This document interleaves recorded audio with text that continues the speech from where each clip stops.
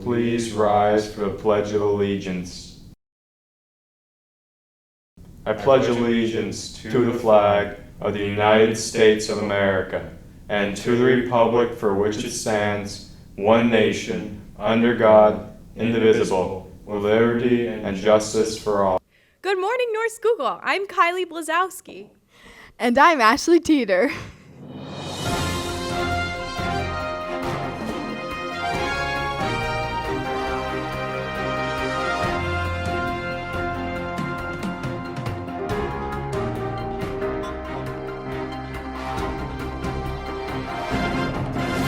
This week, we'll be looking at a few class projects. PSSAs have already been underway, and the next few weeks bring AP exams, keystone tests, and course finals. With the inundation of tests, sometimes students need a change in their typical classroom assessments. Project-based learning helps students to become better equipped to solve real-life problems. Students are expected to learn and display a variety of skills, such as planning, critical thinking, visualizing, decision-making, communication, accountability, and personal and social responsibility. When covering one of the most read pieces of literature ever, it's important to switch things up and keep it fresh. Shakespeare's classics can be a little daunting due to their unfamiliar vocabulary, and the 400-year-old puns don't make it any more enjoyable. Mrs. Holman has been challenging her freshman students in their reading of Romeo and Juliet. Projects were submitted this week. Let's check in with Dave Sokolowski to see how students put a spin on the understanding of the world's greatest love story. I'm here with Miss Holman, and she's going to tell us more about her Honors English 9 projects. So, Miss Holman, what have you been doing in your classes that inspired these projects? Well, we just finished up doing the play Romeo and Juliet. So with the honors classes, I like to give them a lot of variety, and they're talented in different ways, so I like to let them explore that, try to give them a lot of options so that they can showcase their talents. Some students like to do, they're into drama, so they took the puppet show. Some students are good with drawing. They've created a children's book. There were a couple different options for those who are musically inclined. They could have composed a song. We have somebody who's going to do like a rap for us tomorrow, so I'm excited to see that. Is this why Cap wants Julia to marry Paris? This may not end right. Wait, he has 5 as a potion just sticks. That's the type of potion that'll make it look dead. Send a letter to Romeo and make sure it gets there. I hope they're prepared for the fate unfair. Romeo got the news, but never a letter. Romeo had to see himself on the road he went. He had to put the tomb just a moment spare. He gave his son a kiss and drank the poison there. So it was just really to showcase their talents so that they could, pick what they're good at and use that to show that they understand the meaning of the play and put something together that fits them best.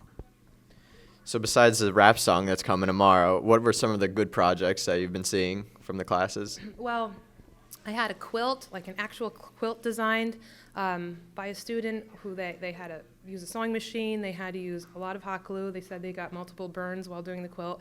So that was a really nice one. The 2 puppet shows today were really good. We had 2 different children's books that I thought were really neat. There's one where it's peanut butter and Jelliette. So they're kind of like in this food fight of a feud, so that's kind of creative. A lot of clever ideas from these classes. These kids are really smart this year. I'm here with Sid Stokes, Sky Selgrade, and Megan McCabe. They did a project for their Honors English Class 9, and they're going to tell us a little bit about it. So Sid, what were the parameters around the project? Well, basically we just had to do a puppet show, and we had other options, but we picked the puppet show so we could do it together, and we had to make it about Romeo and Juliet and how basically the scene went, and that's it, really. So, Sid, what scene did you guys do? We did Act 5, Scene 3, which is the final scene of Romeo and Juliet. How did you guys make these spectacular-looking puppets here? We got regular white socks, and then we put cardboard in the inside and made it so it could talk. And then we put cotton balls on the back and put the eyes on the front and used fake hair. What characters do we have here?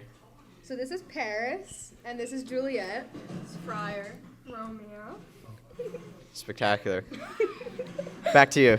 Project-based learning pushes students to use real-world skills in application with learning. What better way to use real-world skills than when using them to teach other students about real-world issues? Mr. Wisłowski's sociology classes have been researching social movements and designing projects to inform and persuade their peers to choose the movement they felt was most important. On Tuesday and Wednesday of this week, students in sociology classes presented their work in the SGI room, and the rest of the school was invited to cast their votes. Here's Mr. Wisłowski and this year's project winner. This is Rachel Cataldo with In the News, and I'm here with Mr. Wiz to discuss the social movement projects. Why is the social movement project important for you students? I think this is an important project for the kids because this allows them to look into something in our society that they are interested in and then promote that for other people to learn. How does it benefit students outside of the class that come to vote? Well, again, to go off of my last answer, they can learn about something maybe they haven't known before. I had a few people, say, hey, what's with the honeybees?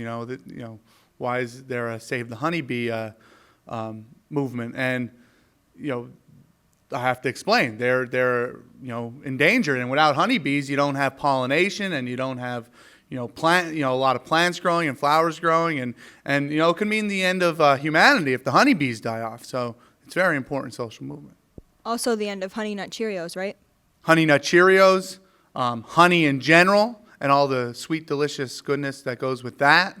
Yeah, it'd be terrible. What a shame. If you had to support a social movement, which one would it be and why? Oh boy, everyone did such a great job, and everyone does a good job convincing you. But I got to go back to the honeybees. I can't reiterate how important it is that we save the honeybees. Not let them die off. It would be tragic to life on Earth if there were no honeybees. And I guess also the fat kid rights. Being a fat kid myself, growing up, and currently a fat man, I think that's also one that I could support. All right. Thank you, Mr. Wiz. Back to you. I'm here with the Social Movement Project winner and my very good friend, Taylor Lucas. So, Taylor, why did you decide to do your project on the elephants? Well, I chose to do my project on the elephants because, first of all, they're my favorite animal, and second of all, I feel like they're very crucial to the wildlife and all the environments in Africa. And what can people do to help the elephants? Well, what you could do to help save the elephants is you could donate directly to organizations such as Save the Elephants and also the African Wildlife Foundation. And you could also buy stuff from brands like Ivoriella that donates 10% of their proceeds to Save the Elephants. And you could get lots of stuff there like t-shirts and jewelry and water bottles and such like that. Projects often get students to do some research. They read articles and visit websites to collect information, but sometimes students get an opportunity to really experience what they're meant to learn. What if you were writing a paper on the dependence on technology that seems to be affecting the majority of today's youth? You'd probably find a lot of data and statistics, but would that really impact you personally? How about giving up your cell phone for a few weeks? That's exactly what one student in Mr. Smith's feature writing class has chosen to do. After 2 weeks phone-free and only halfway through the project, she's holding up surprisingly well. I'm here with Mr. Smith. Can you explain the project you're having your featured writing students do?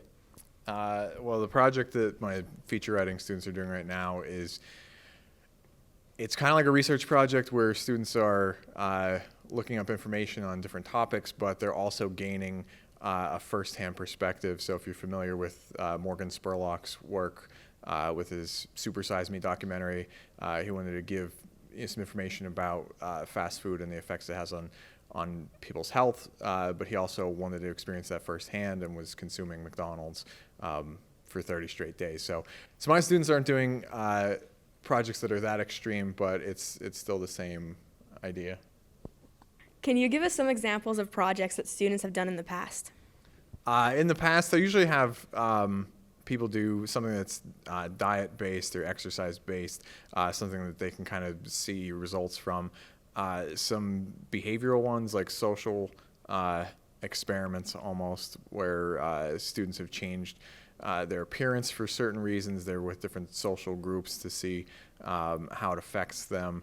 A few years ago, if you're familiar with the book Divergent, the characters fit into different factions, and I had a student that kind of lived 1 week based on the principles of each faction. So that one was kind of different, but they're usually a lot of fun. Are you doing a project for yourself? I've considered it in the past. Usually, I see some interesting ideas come through with the students. I feel like I'm way too connected to my phone. I know that was my New Year's resolution. I haven't been able to break it. One thing I was thinking about was complimenting 3 different people every day, which was way harder than I thought. I don't know if I'm just a mean person, but it was a lot harder than I thought. So no, I gave up on that. I'm here at Quinn Fisher. Can you tell us what your topic is for your feature writing essay? I gave up my phone for the project. I have to start a new conversation with a complete stranger every day for 5 weeks. Every night I have to get 8 hours of sleep. Out of all the topics, why did you choose this one? Because I know a lot of people use their phones a lot, and I was using my phone a lot, so I figured that I would try it to make sure that I could go without a phone so that I wasn't getting too attached to it, and just to see if I could do it. I wanted to meet new people, and I felt like this would be a challenge, but also kind of like a way to learn new things about people and events and stuff like that. My sleep schedule was not the best, so I decided I'd try to improve that and see what benefits I would get. So how does first-hand learning help you understand your topic more? I think I'm seeing hear a lot about people's addiction to their phones, and I think that in giving up my phone, I'm getting to see what's harder without a phone and what really doesn't matter. It helps with putting yourself into a situation. It's easy to think that you know what's going on, but it's harder when you actually put yourself into the situation. It's easier to see it from your own perspective than someone else's, so if you see what someone else says about it, you can relate to it, but you don't understand it. What is the biggest challenge that you've experienced with this project so far? I think being bored sometimes, when you're bored and you just want to pull your phone out and look something, or if you're trying to look something up, you have to go to a computer, and communication with people gets really hard because you have to know your schedule and stuff so that you can make plans ahead of time. You can't just text somebody last minute. It's really hard to have a conversation with yourself.